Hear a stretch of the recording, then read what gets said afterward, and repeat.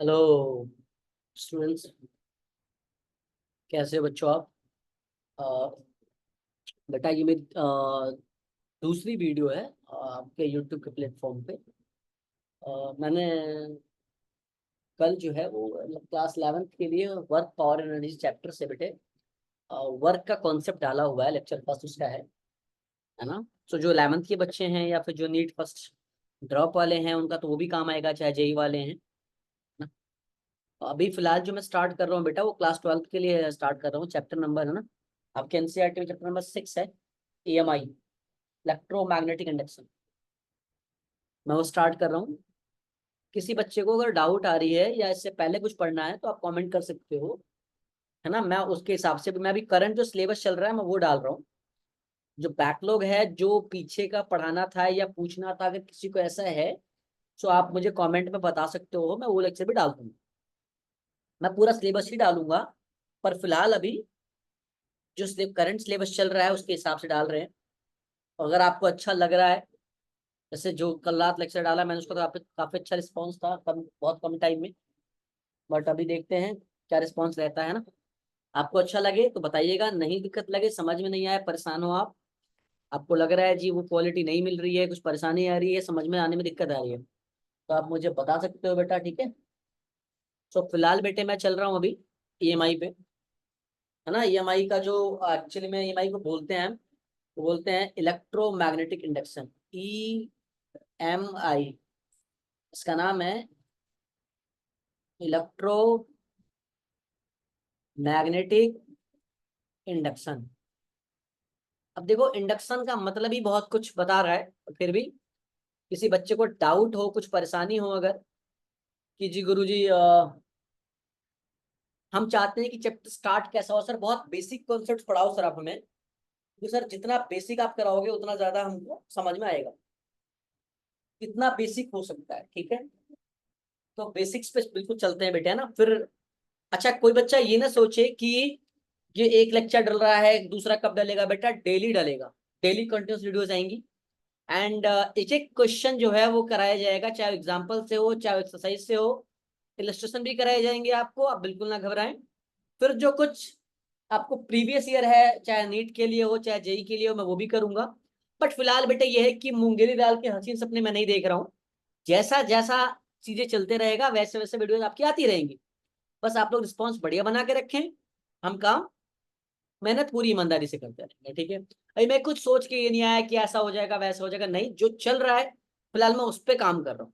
जो भी सुविधाएं हैं मेरे पास मैं उसमें ही जो बना सकता हूँ आपके लिए, जो आपकी हेल्प कर सकता हूँ वो मैं कर रहा हूँ, ठीक है। ऐसा नहीं कि जी पहले वो लाएंगे फिर वो करेंगे, ऐसा कुछ नहीं है। वो जब करेंगे, फिलहाल जो कर सकते हैं वो करेंगे, ठीक है। सो इलेक्ट्रोमैग्नेटिक इंडक्शन, देखो क्वेश्चन क्या है कि इसकी जरूरत क्यों पड़ी। कोई भी चीज जब पढ़ते हैं तो हमको ये बात समझ में आनी चाहिए कि भाई इसका यूज कहाँ है और ये क्यों यूज कर रहे हैं, है ना। जैसे फॉर एग्जांपल आप किसी को फीवर हो गया, तो फीवर हुआ तो उसने बोला कि मुझे थर्मामीटर चाहिए। तो पहली बात, थर्मामीटर होता क्या है और इसको यूज क्यों कर रहे हैं। भाई सबको पता है कि उसका यूज क्यों कर रहे हैं, क्योंकि हमें भाई टेम्परेचर को मेजर करना है, इसलिए थर्मामीटर चाहिए। भाई इलेक्ट्रोमैग्नेटिक इंडक्शन को हम क्यों पढ़ रहे हैं जी, ऐसा क्या है इस चैप्टर में, क्या है ऐसा जी जो हमको पढ़ना पड़ेगा इलेक्ट्रोमैग्नेटिक इंडक्शन। अगर आप ध्यान से देखोगे चैप्टर को, तो ये चैप्टर नंबर 6 आता है एनसीईआरटी में, इसको बोलते हैं चैप्टर 6। अब चैप्टर 6 क्या है,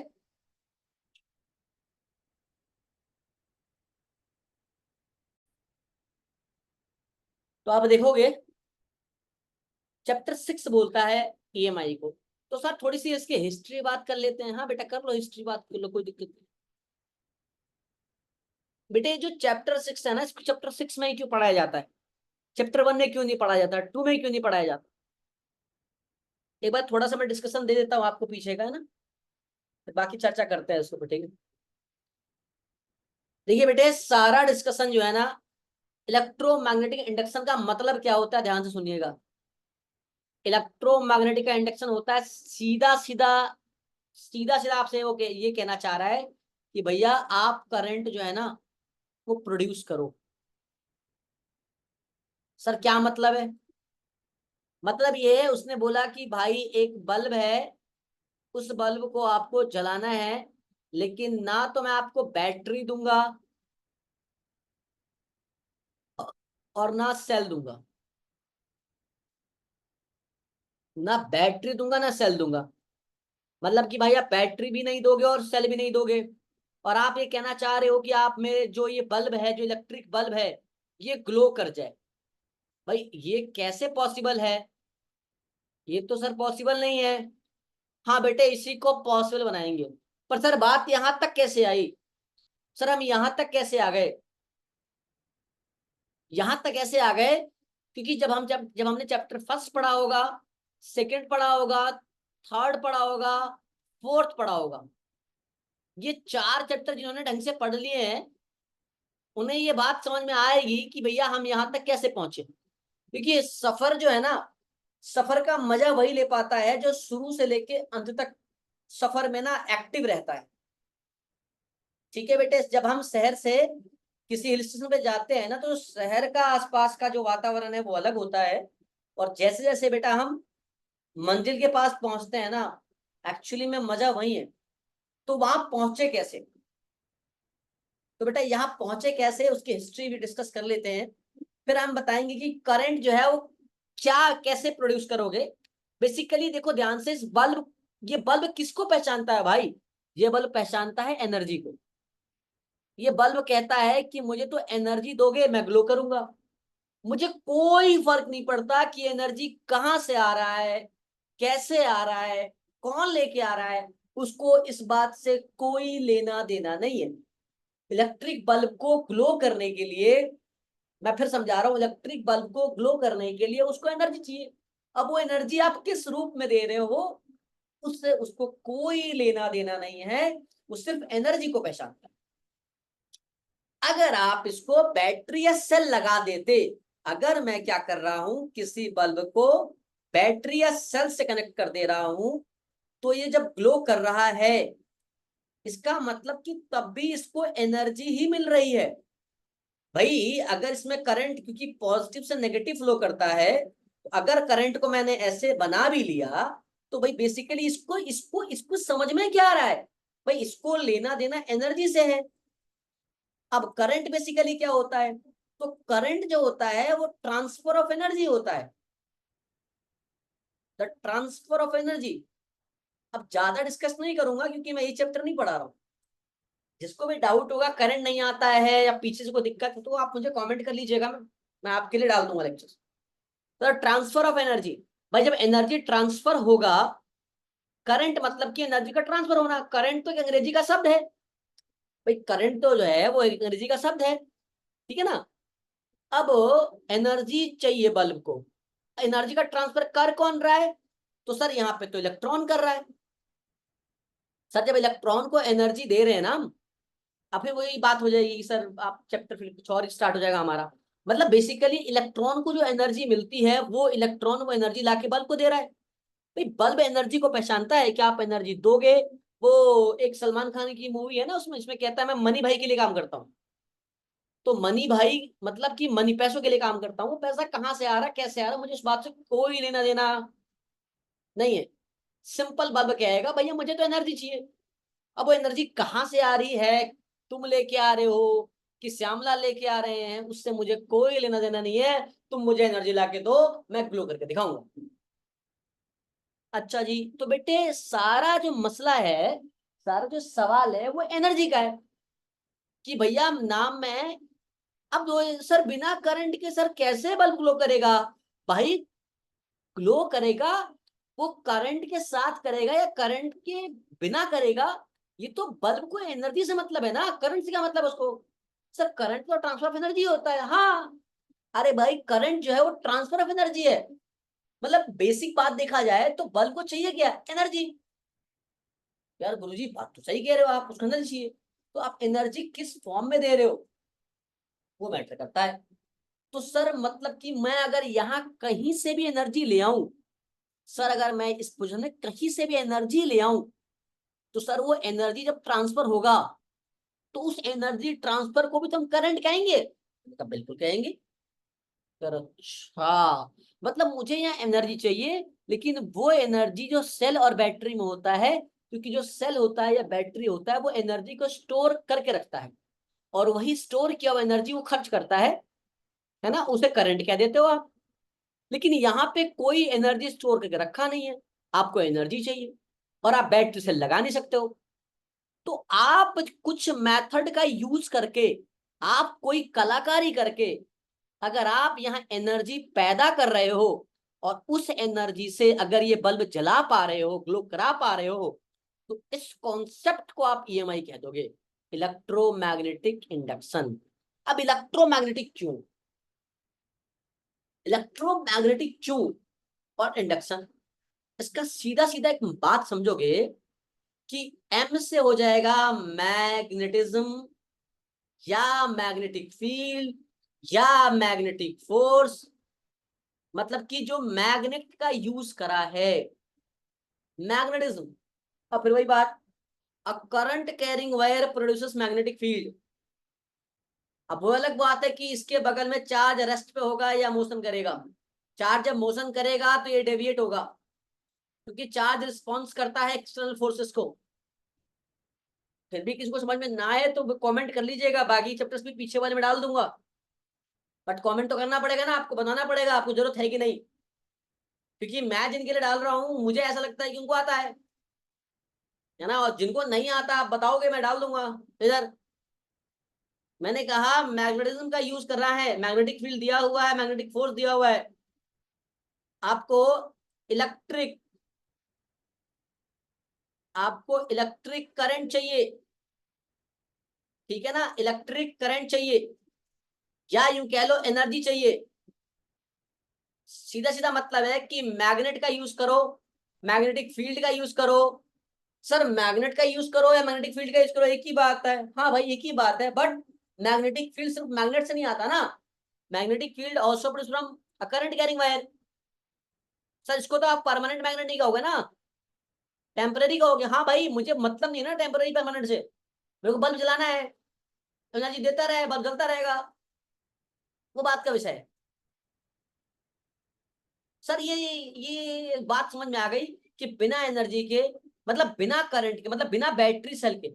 सवाल समझना, कोई आपसे पूछे कि ईएमआई क्या है, तो एक बच्चे ने जवाब दिया कि भाई बिना करंट के आप किसी भी बल्ब को ग्लो करा दो, तो उसे जो आप कहोगे वो ईएमआई होगा, या किसी डिवाइस में आप उसको परफॉर्म करा दो तो वो ईएमआई है। एक बच्चे ने ये कहा, दूसरे ने कहा कि जी हम आपको बैटरी और सेल नहीं दे रहे हैं, मतलब आपको स्टोरेज नहीं दे रहे हैं, मतलब आपको हम एनर्जी हम नहीं दे रहे हैं, या हमारा डिवाइस नहीं दे रहा, मतलब बैटरी और सेल जो है वो आपको हम नहीं देंगे, बैटरी और सेल आपको हम नहीं देंगे। सुनिएगा ध्यान से, आप कोई बल्ब फिर भी ग्लो कराना है, देखो करंट का लेना देना नहीं है। बच्चों को लगता है कि भाई देखो करंट तो आ ही जाएगा, करंट बेसिकली क्या है, द ट्रांसफर ऑफ एनर्जी, तो एनर्जी तो आएगी बेटे।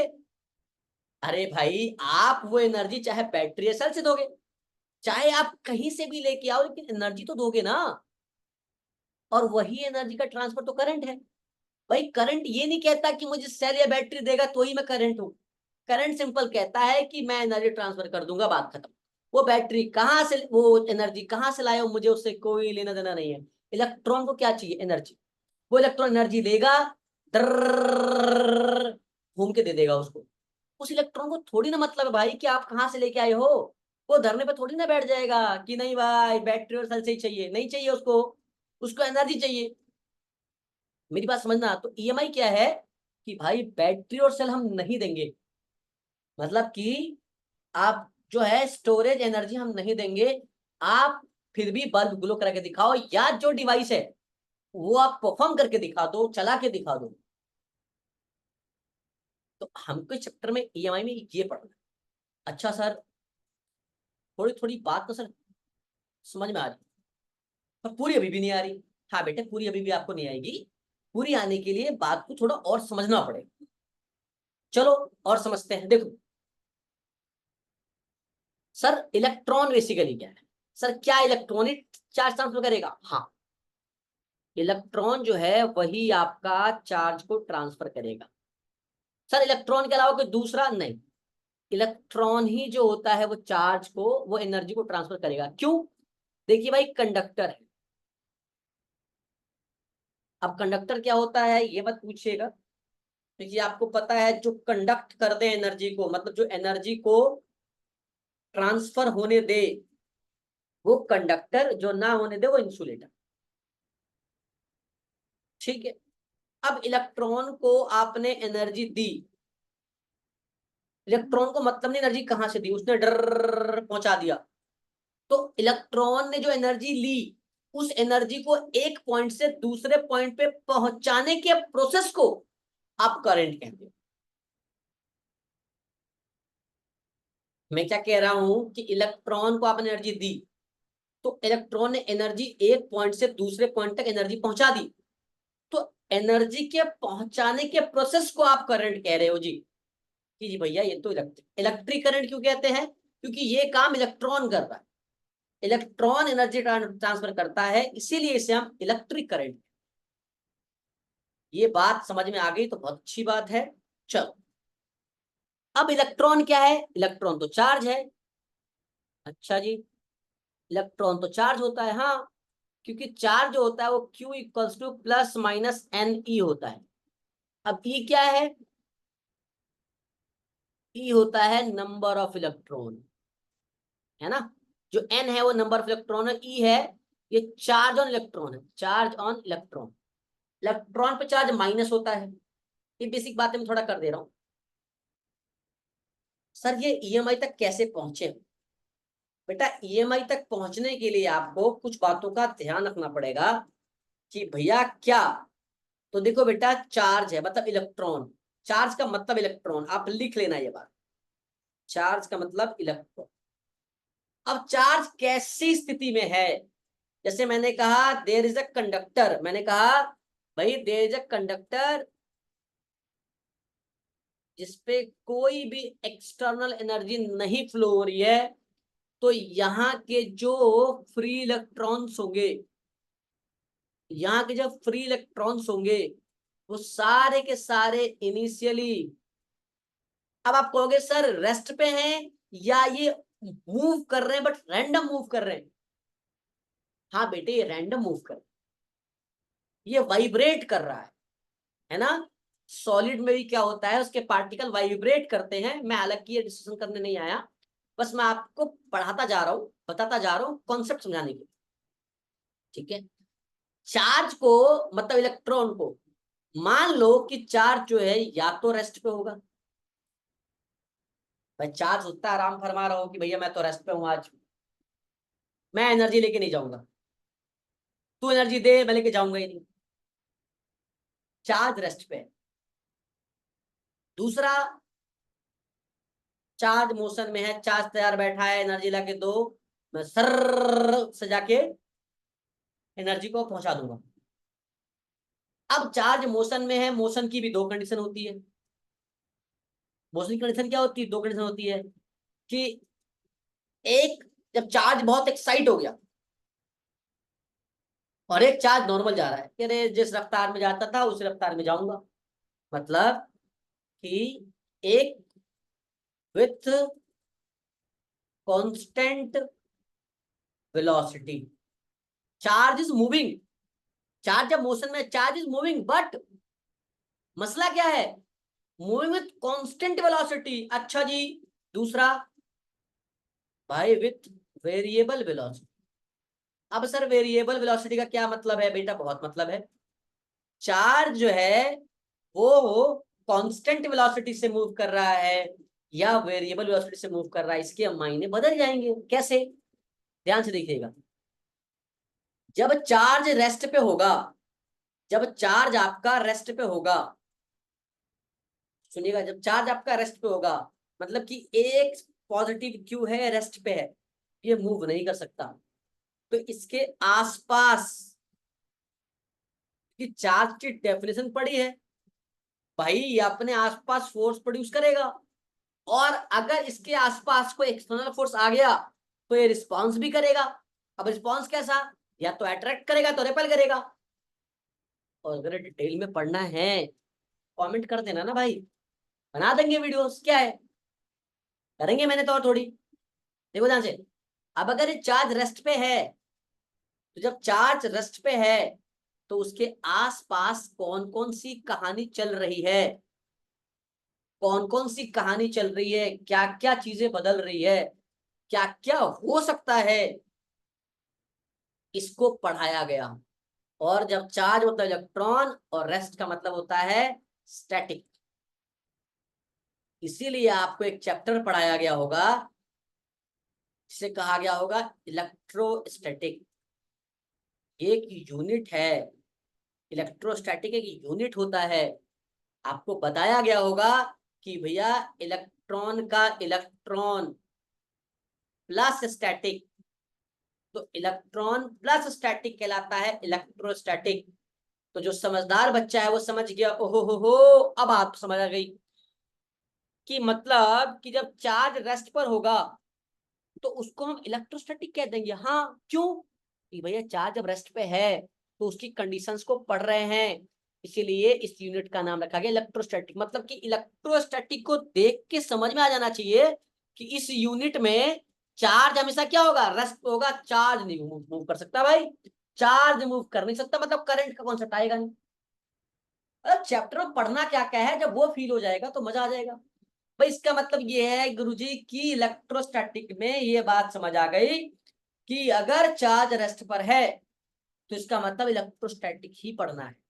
ये इलेक्ट्रोस्टैटिक देख के समझ में आ जाएगा कि भाई इलेक्ट्रोस्टैटिक मतलब चार्ज रेस्ट पे है।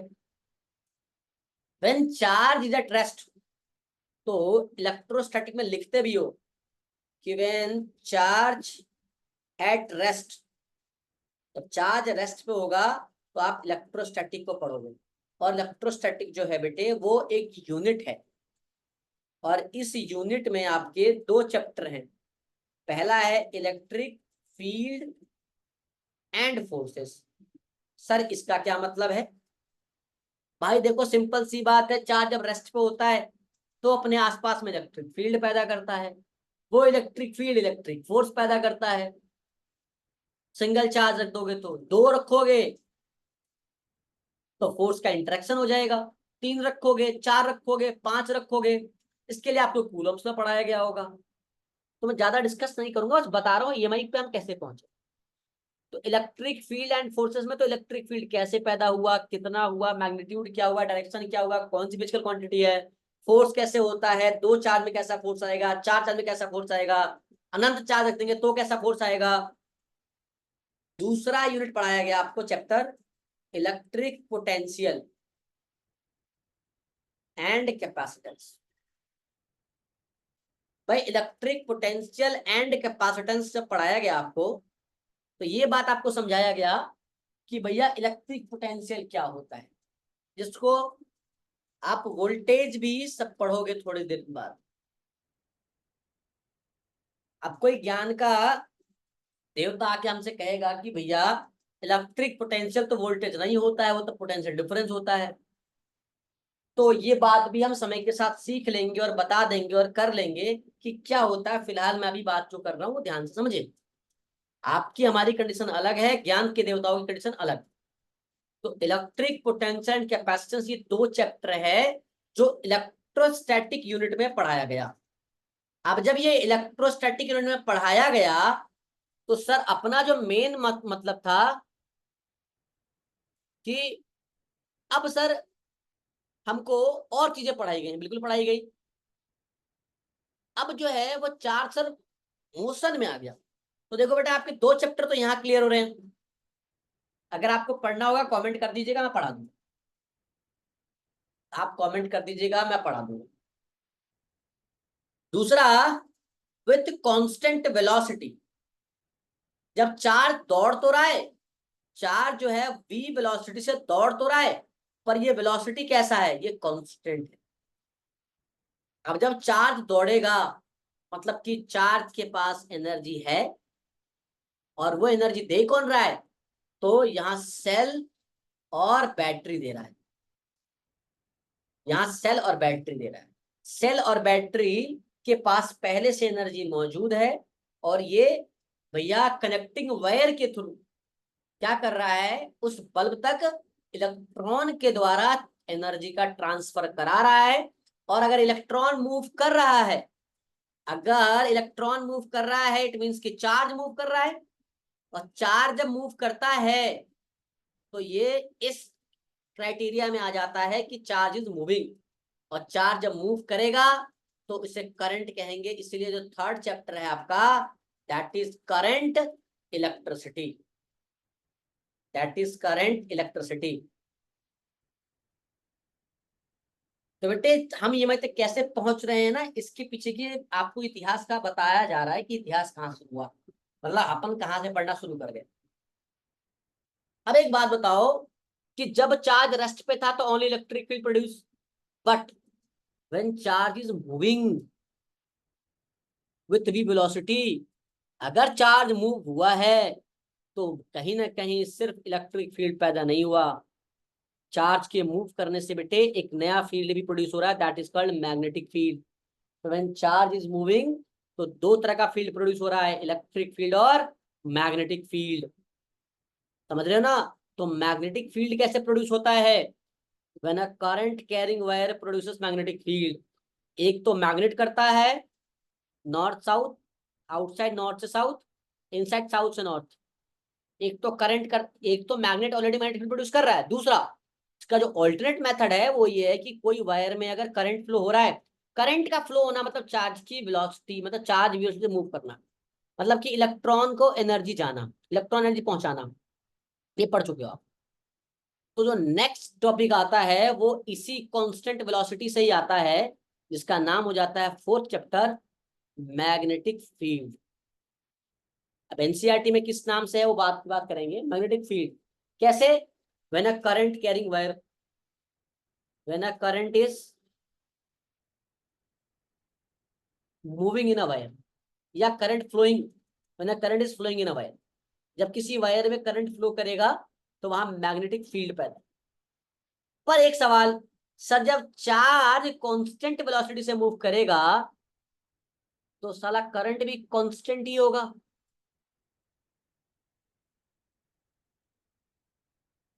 हाँ sir. Sir I equals to होता है क्यू बाई टी। तो करंट चार्ज पे डिपेंड कर रहा है, चार्ज की वेलोसिटी पे तो डिपेंड नहीं कर रहा। अरे यार ये क्या बात हुई, क्या कहना चाह रहा। हाँ सर, आई जो है वो भाई आई जो है वो क्यू पे डिपेंड तो हो रहा है, साथ में टाइम पे भी तो डिपेंड हो रहा है भाई। सर ये बात समझ नहीं आई, अभी समझा देते हैं। मान लो देर इज अ बॉडी जिसमें 5 माइक्रो कूलम का चार्ज आप ट्रांसफर कर रहे हो 1 सेकंड में, और इसके अंदर आप 5 माइक्रो कूलम का चार्ज ट्रांसफर कर रहे हो, बस में 10 सेकंड लगा।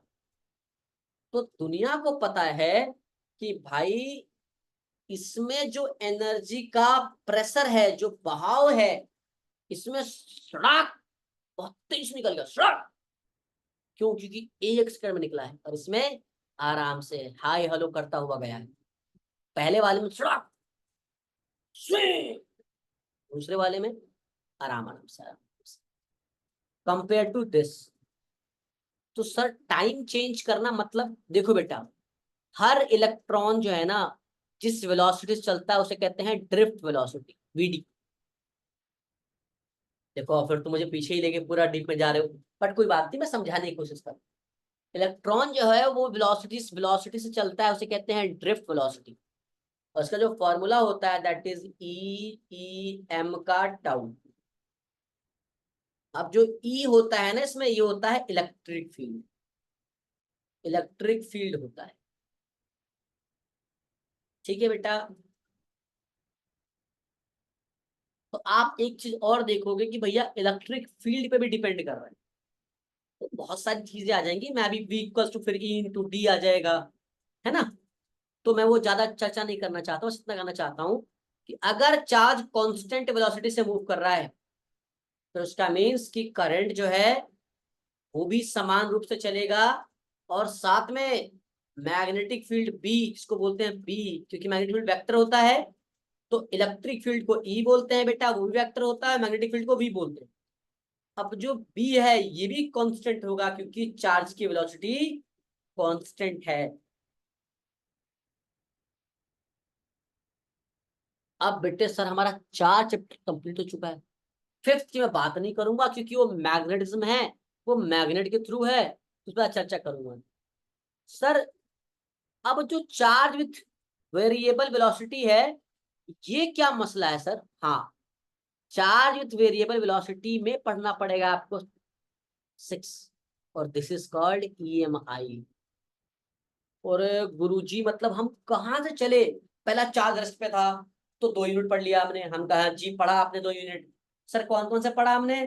सर हमने पढ़ा एक तो इलेक्ट्रिक फील्ड फोर्सेस, दूसरा इलेक्ट्रिक पोटेंशियल कैपेसिटेंस, मतलब कि चार्ज रेस्ट पे था। फिर हम चार्ज मूव कराने लगे तो कांस्टेंट था, तो करंट हो गया।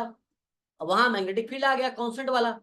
अब चार्ज की वेलोसिटी वेरी कर दीजिए हमने, जैसी वेरी करा तो आ गया ईएमआई। अरे गुरुजी, इसमें एक और आएगा जिसका नाम होगा एसी, ऑल्टरनेटिंग करंट। मतलब कि एक और आएगा इलेक्ट्रोमैग्नेटिक वेव्स। अब फिर वही बात कि सर ये 3 चैप्टर के अंदर जो चार्ज है वो सर वेरिएबल वेलोसिटी से दौड़ेगा। बिल्कुल दौड़ेगा बेटा। चार्ज आपके तो कितनी बार क्वेश्चन आया हुआ है नीट में कि इलेक्ट्रोमैग्नेटिक वेव्स कब प्रोड्यूस होता है, तो इसका तो साफ साफ आंसर है when charge is accelerating. When charge is accelerating. अब एक्सेलरेटिंग का मतलब होता है एक्सेलरेशन, और एक्सेलरेशन तभी पैदा होता है जब क्या हो? वेलोसिटी का चेंज हो। पढ़ा होगा डी बाई डी टी। अगर v कांस्टेंट है तो किसी भी कांस्टेंट का डिफरेंशिएशन तो जीरो होता है बेटा, किसी भी कांस्टेंट वैल्यू का डिफरेंस जीरो होता है। ओहो हो, मतलब की बात ये है कि अगर वेलोसिटी कांस्टेंट नहीं है तभी एक्शन पैदा होगा, और जब चार्ज एक्सेलरेट कर रहा है तभी इलेक्ट्रोमैग्नेटिक वेव्स पैदा हो रहा है। तो सर इसका मतलब कि आप जो ये ईएमआई पढ़ाना चाह रहे हो वो ईएमआई बेसिकली ये है। मैंने कहा जी बेटी यही है। अच्छा, मतलब कि सर यहाँ पे मैग्नेटिक फील्ड कांस्टेंट नहीं होगा? मैंने कहा बिल्कुल नहीं होगा। कुछ पैरामीटर समझ लेते हैं, जैसे कि ईएमआई में लिख देता हूं, ईएमआई में जो मैग्नेटिक फील्ड है ये वेरिएबल होगा। ये वेरिएबल होगा उस्ताद। अगर ये वेरिएबल नहीं है आप इस चैप्टर को पढ़ ही नहीं सकते फिर। सर ये ईएमआई वेरिएबल का मतलब, हाँ यही बात सीखना है बस कि सर ये वेरी कब होगा। सर हमने सर मैग्नेटिक फील्ड निकालना तो सीखा था। सर बैरेट सवार्ट्स लॉ पढ़ा था, एम्पियर यूटर लॉ पढ़ा था। मैंने कहा हाँ। तो सर उसमें बी तो कांस्टेंट, अभी तो कांस्टेंट होता है भाई, मना कहाँ कर रहा हूँ। वो चैप्टर अलग था। जब बी कांस्टेंट है चैप्टर अलग, वी वेरिएबल हुआ चैप्टर अलग।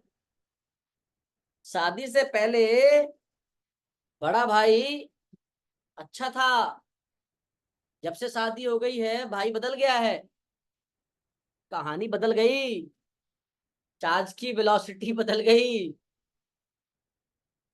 चार्ज क्या होता है? इलेक्ट्रॉन। और इलेक्ट्रॉन पे कैसा चार्ज होता है? तो नेगेटिव। अब जब भाई के जीवन में नेगेटिव मतलब नेगेटिव इम्पैक्ट आया तो वेरिएबल तो बनना ही है।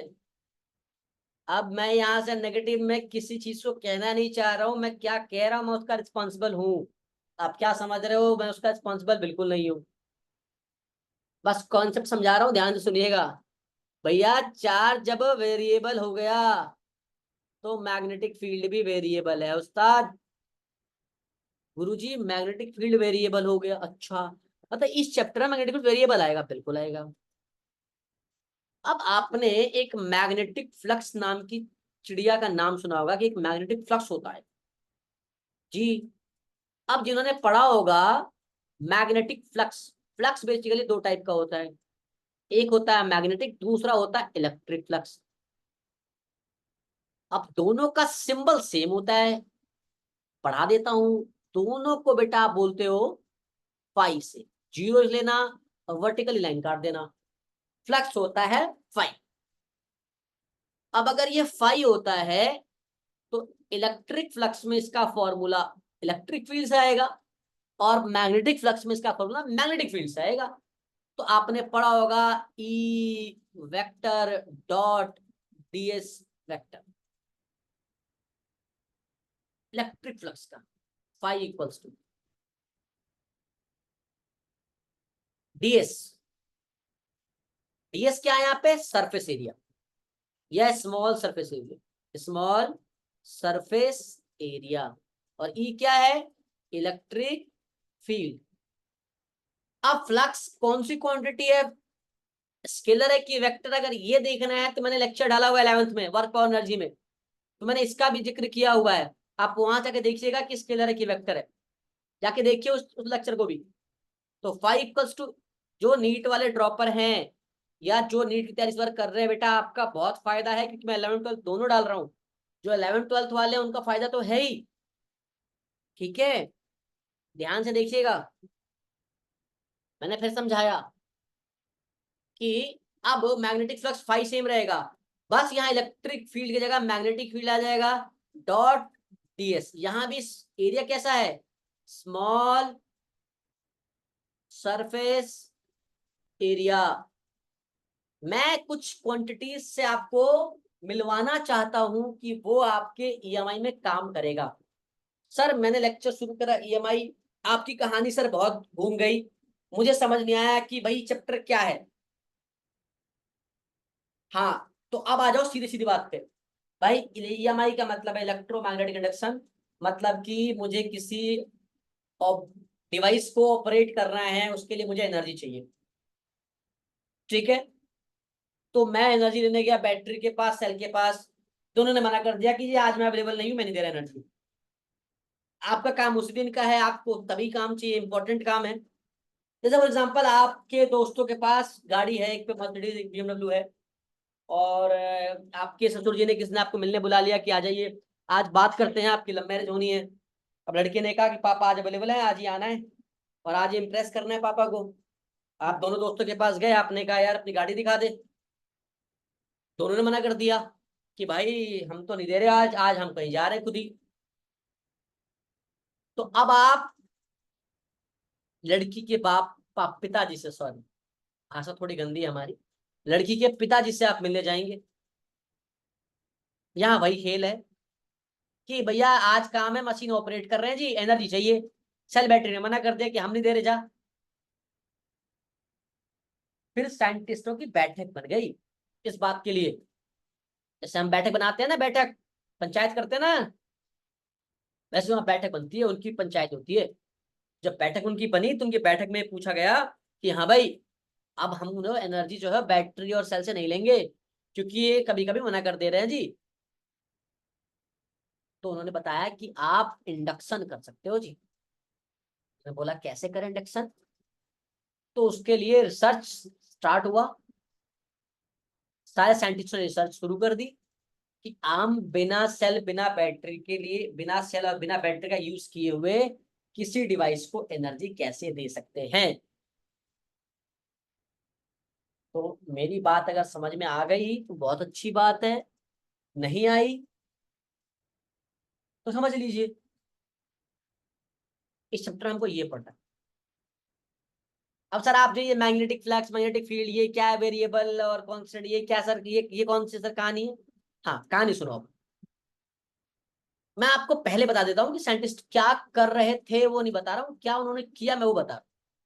क्योंकि आप ना किसी का फेलियर नहीं सुनना चाहोगे, ना किसी का फेलियर जानना चाहोगे। दुनिया में लोग सक्सेस की बात करते हैं और सक्सेस की बात ही सुनते हैं, कौन कितना मेहनत करी फिर फेल हो गया ये कोई नहीं जानता, कोई नहीं सुनना चाहता, कोई देखना नहीं चाहता। तो मैं उनकी बात करूंगा भी नहीं। तो कुछ साइंटिस्टों ने जब रिसर्च करा तो उन्होंने पाया कि आप तभी ये कर सकते हो जब आपका मैग्नेटिक फील्ड क्या हो, वेरिएबल हो जाए। नोट करना इस पॉइंट को, पहला पॉइंट। कुछ साइंटिस्टों ने ये बुद्धि लगाई और उन्होंने कहा कि भाई मैं एनर्जी पैदा तो कर दूंगा, लेकिन इसके लिए जो पहला मुझे चाहिए, पहली कंडीशन चाहिए, ये कि मैग्नेटिक फील्ड जो है वो वेरिएबल चाहिए मेरे को, उसे वेरिएबल करा दो। अच्छा, अब मैग्नेटिक फील्ड वेरिएबल कैसे करा दे भाई, सवाल मन में ये आ रहा है। पर अभी उसकी बात नहीं कर रहे, अभी समझना है चैप्टर में पढ़ना क्या है।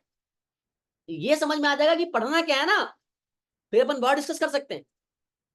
अच्छा अभी देखो चाहिए क्या, पहले वो पता कर लो। मतलब, है ना, पहले पसंद तो कर लो कि ये चाहिए, पर उसका आगे प्लानिंग करेंगे कि कैसे चाहिए, है ना। मेरी बात समझ रहे हो ना। हाँ तो पहले पसंद करो। पसंद ये है कि मैग्नेटिक फील्ड चाहिए जी, अब कैसा चाहिए, साला बदलता हुआ चाहिए जी, वेरिएबल चाहिए। अच्छा अब कैसे वेरी कराएं, वो बात का विषय है। और जब मैग्नेटिक फील्ड वेरी कर जाएगा तो सर एक नया नौटंकी आ गया। क्या है भाई, मैग्नेटिक फ्लक्स। अब गुरुजी मैग्नेटिक फील्ड तो जैसे तैसे झेल लिया, अब मैग्नेटिक फ्लक्स क्या है भाई। भाई मैग्नेटिक फ्लक्स तो फाई है, और सर यहाँ मैग्नेटिक फील्ड का यूज है। और सर जब दो वेक्टर का डॉट होता है तो सर ये B D S cos theta हो जाएगा गुरुजी। जिन्होंने नहीं पढ़ा वो जाके वर्क का आप लास्ट लेक्चर देख लो, 11th के लिए डाला हुआ है, उसमें दिख जाएगा। सर थीटा क्या है सर इसमें, और सर इसमें थीटा भी आ गया। मैंने कहा यार आप तो गया। सर अभी तो आप कह रहे थे मैग्नेटिक फील्ड डिस्कस करना है, वही तो समझा रहा हूँ गुरु, बात समझ। उन्होंने कहा कि पहला तो मुझे मैग्नेटिक फील्ड चेंज करना है। रिसर्च ऐसी ही होती है, कहानी ऐसी बनती है भाई, कहानी ऐसी बनती है। पहली कहानी कि भैया मुझे तो मैग्नेटिक फील्ड दे दो बदलता हुआ, मैं कुछ करके दे दूंगा, कुछ तो कर दूंगा, मतलब कर दूंगा एनर्जी पैदा। तो मैंने बोला अच्छा कैसे कर देगा भाई। उसने कहा मैं मैग्नेटिक फ्लक्स को जानता हूं, मैं मैग्नेटिक फ्लक्स को जानता हूं, मैं उसको मैग्नेटिक फील्ड दूंगा और ये मैग्नेटिक फील्ड बदलेगा। अब ये मैग्नेटिक फील्ड अगर बदलेगा तो फ्लक्स भी बदलेगा, और जब फ्लक्स बदलेगा, भाई साहब मेरी बात ध्यान सुने आप, अगर मैग्नेटिक फ्लक्स बदलेगा तो यहाँ एक कहानी फिर लिखी जाएगी। अब वो कहानी कैसे लिखी जाएगी वो चर्चा करूंगा मैं, सारे राज अभी नहीं खोलूंगा, सुना ध्यान से। तो पहला आया phi equals to B D S cos theta. तो इसमें बी जो है वो मैग्नेटिक फील्ड है, और डी एस जो है वो स्मॉल एरिया है, और कॉस थीटा क्या है, angle between magnetic field, magnetic field and surface area. अब किसी ने पूछ लिया एक बात बताओ, मैं दिमाग वाला इंसान हूं, मेरे से बिना सवाल पूछे रहा नहीं जाता। मैंने कहा पूछ भाई। उसने कहा यार ये बड़ी बेकार बात कही तुमने कि मैग्नेटिक फील्ड बदलेगा तो फ्लक्स बदलेगा। मैंने कहा हाँ, और अभी तू कह रहा फ्लक्स का formula B dot D S होता है। मैंने कहा हाँ, और B D S cos theta होता है। मैंने कहा हाँ। कह रहा भाई तो सिर्फ मैग्नेटिक फील्ड के बदलने से फ्लक्स थोड़ी बदलेगा। मैंने कहा कैसे। कह रहा भाई अगर मैग्नेटिक फील्ड नहीं बदला, अगर मैग्नेटिक फील्ड नहीं बदला लेकिन अगर एरिया को बदल दिया तो भी तो फ्लक्स चेंज होगा। यार बात तो सही कह रहा है। उसने कहा कि जिस साइंटिस्ट ने कहा तेरे से कि मैग्नेटिक फील्ड मेरे को बदलता हुआ दे दो, मैं कुछ कहानी बदल दूंगा, तुमने पूछा कहानी कैसे बदलेगा। उसने कहा मैं फ्लक्स को जानता हूँ जी, मैग्नेटिक फ्लक्स को, उसको दूंगा बदलता मैग्नेटिक फील्ड, तो वही बदल जाएगा। अब वो बदल जाएगा तो कहानी आएगी एक। मैंने कहा बात तो सही है। कह रहा अरे तो मतलब ये है कि भैया आप तो फ्लक्स को चेंज करना चाहते थे ना। यार बात सही है तेरी, भाई हाँ बिल्कुल सही है कि भाई मैं मैग्नेटिक फील्ड को चेंज करना करके, मैं कर तो एक्चुअल में फ्लक्स को चेंज रहा था। मैंने कहा, कह रहा भाई मैग्नेटिक फील्ड चेंज नहीं भी होता है तो साला अपन एरिया को चेंज कर देंगे। भाई मैग्नेटिक फील्ड चेंज मान लो नहीं हो रहा है तो अपन एरिया को भी तो चेंज कर सकते हैं उस्ताद। मैंने कहा यार कहानी तो सही कह रहा है तुम, मतलब कि दूसरा साइंटिस्ट भी आ गए।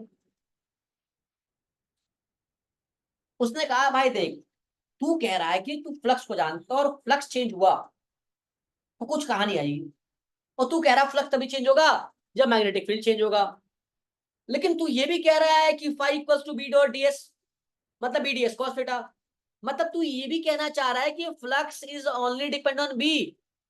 नहीं, तू कहना चाह रहा है कि flux is depend on B as well as A and as well as theta. तो भाई सिर्फ बी के बदलने से फ्लक्स कैसे बदलेगा। हम एरिया को बदल देंगे तो भी तो फ्लक्स बदलेगा। मतलब कि अगर मैग्नेटिक फील्ड नहीं बदल पाए तो भी कोई दिक्कत नहीं है, सुनते रहेंगे।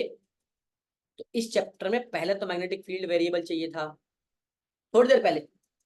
अब नहीं भी वेरिएबल है तो चलेगा, क्यों? क्योंकि हम एरिया बदल देंगे। अब तीसरा साइंटिस्ट आया, उसने बोला, तीसरा आया उसने बोला भाई मैग्नेटिक फील्ड वेरिएबल कर रहे थे, हाँ नहीं हुआ। भाई एरिया कर रहे हो, हाँ नहीं हुआ। तीसरा कह रहा भाई फ्लक्स जो है वो थीटा पे भी तो डिपेंड करता है। मैं कहा यार बात तो सही कह रहा है, तो अगर थीटा चेंज कर देगा तो भी तो मैग्नेटिक फ्लक्स चेंज हो जाएगा। मैंने कहा हाँ। तो अब मैग्नेटिक फ्लक्स चेंज होने के तीन तरीके हैं भाई साहब। अगर मैग्नेटिक फील्ड चेंज हुआ तो भी चेंज होगा, एरिया चेंज हुआ तो भी चेंज होगा, और फ्लक्स चेंज होगा, थीटा चेंज होगा, एंगल बिटवीन देम तब भी चेंज होगा। मतलब कि अब मैग्नेटिक फ्लक्स चेंज मैं कर सकता हूँ। अब जब मैग्नेटिक फ्लक्स चेंज होगा तब क्या होगा, ये डिस्कस आज नहीं करेंगे, सुनना। इस चैप्टर में सर आपने कहा, मेरा तो दिमाग ही घूम गया सर। आपने कहा कि भैया ना बैटरी दूंगा ना सेल दूंगा, एनर्जी पैदा कर। फिर सर आपने, मैंने कहा नहीं कर सकता, तो आपने कहा एक काम कर, साइंटिस्टों की मीटिंग बिठवा दिया आपने, पंचायतें करवा दी। उस पंचायत से क्या निकला, एक साइंटिस्ट खड़ा हुआ, उसने बोला कि अगर मुझे आप बदलता हुआ मैग्नेटिक फील्ड दोगे तो मैं फ्लक्स को जानता हूँ, अब फ्लक्स जाके कहूंगा मैग्नेटिक फील्ड दूंगा बदलता हुआ तो वो बदल जाएगा, और वो बदल गया तो एक कहानी आ जाएगी। ये कहानी जब चली रही थी, मजा आ ही रहा था, आपने दूसरा दे दिया। अब दो साइंटिस्ट आ गया, उसने बोला भाई जब फ्लक्स जो तेरा है वो बदलेगा क्योंकि मैग्नेटिक बदल रहा है, हाँ, और तूने बताया मैग्नेटिक फ्लक्स तेरा एरिया को भी जानता है, हाँ, तो जब एरिया बदला देंगे तो भी तो बदलेगा वो। यार बात तो सही है। सर एक कॉन्सेप्ट से तीन कॉन्सेप्ट बना दिया आपने। हाँ बेटा, तीन कॉन्सेप्ट बना दिया और तीन बनेगा। आप लगा लो कि जब आप मैग्नेटिक फ्लक्स तक पहुंच गए ना, मैग्नेटिक फ्लक्स कैसे पहुंचा, मैग्नेटिक फ्लक्स कैसे पहुंचा, अगर आप यहां तक आ जाओ तो मजा ही आ जाए। एक बात सुन लो, आपको बता देता हूं कि ईएमआई में आपको सिर्फ मैग्नेटिक फ्लक्स बदलना है। वो आप मैग्नेटिक फील्ड को फ्लक्स चेंज करके बदलो, एरिया को चेंज करके बदलो, या थीटा को बदलो। जब आपने फ्लक्स को चेंज करा दिया ना समय के साथ, और समय के साथ ही चेंज होगा, कि समय तो कांस्टेंट हो नहीं सकता। समय कांस्टेंट हो पाता तो अंबानी बुढ़ा ही ना होता भाई, है कि नहीं? वो समय को ही रोक देता। समय रुकता नहीं किसी के लिए भी, मेरे लिए भी नहीं रुकेगा। आप समझ रहे हो? तो मैग्नेटिक फ्लक्स चेंज करा देंगे। हाँ, तभी एक साइंटिस्ट आया था जिसका नाम था, नाम नहीं बताऊं, करेंगे इस पर पूरा डिस्कशन करेंगे। अभी तक नाम किसी का नहीं बताया तो उसका क्यों बताऊं, इसका भी नहीं बता रहा। ये एक साइंटिस्ट आया जिसने कहा कि भाई फ्लक्स को चेंज करा देंगे, तो भाई तू, अब एरिया दिया सीधा, क्यों डीएस को इंटीग्रेट करोगे तो एरिया ही आएगा। करेंगे भाई, फ्लक्स तेरा इस पे डिपेंड कर रहा था, इस पे और इस पे। अब भाई तेरे फ्लक्स के चेंज होने से, सुनना अभी कहानी बहुत है, कि मैग्नेटिक फील्ड कैसे चेंज होगा। ये भी करेंगे, एरिया ये भी करेंगे, ये भी करेंगे, थीटा चेंज कैसे होगा करेंगे, लेकिन चेंज हुआ तो क्या होगा मैं उस पर डिस्कशन कर रहा हूँ। फ्लक्स चेंज हो गया, तो फ्लक्स का चेंज होना या तो φ2 माइनस φ1 होगा, या तो डेल्टा फाई होगा, चेंज इन फ्लक्स। और जब φ1 रहा होगा तो टाइम t1 रहा होगा, और φ2 हो गया तो टाइम t2 रहा होगा, तो टाइम का भी तो चेंज हुआ ही रहा होगा। या आप इसको d5 बोल सकते हो अगर ये स्मॉल चेंज हुआ है, पर d5 भी तो कहीं ना कहीं φ2 माइनस φ1 ही होगा। बस आप ये बोल दोगे φ2 माइनस φ1 जो है बहुत स्मॉल, वेरी स्मॉल चेंज होगा, पर चेंज तो होगा ही। तो समय के साथ फ्लक्स अगर चेंज करता है, सुनिएगा, कहता है साइंटिस्ट कि फ्लक्स चेंज हुआ, कहानी कि फ्लक्स चेंज हुआ अगर, तो फ्लक्स के चेंज होने पे समय के साथ ईएमएफ प्रोड्यूस हो जाता है। अब ये ईएमएफ क्या होता है गुरु? ईएमएफ को बोलते हैं इलेक्ट्रोमोटिव फोर्स। Electromotive force.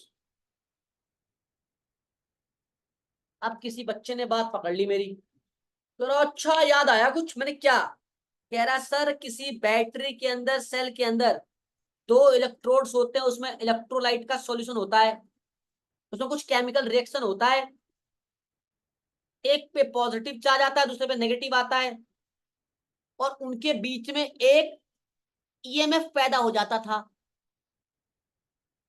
उसे हम टर्मिनल, देखो दो पोटेंशियल डिफरेंस, दो टर्मिनल पॉजिटिव नेगेटिव के बीच का जो पोटेंशियल डिफरेंस होता था, उसे ही तो सर आप ईएमएफ कहते थे। देखा यार, बात तो तेरी सही है गुरु, बात तूने पकड़ ली।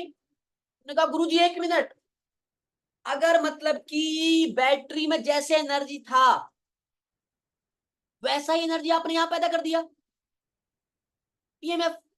मैंने कहा हाँ सर, यहाँ पे इलेक्ट्रोलाइट के सॉल्यूशन से कुछ कुछ करके आपने पैदा करा एनर्जी।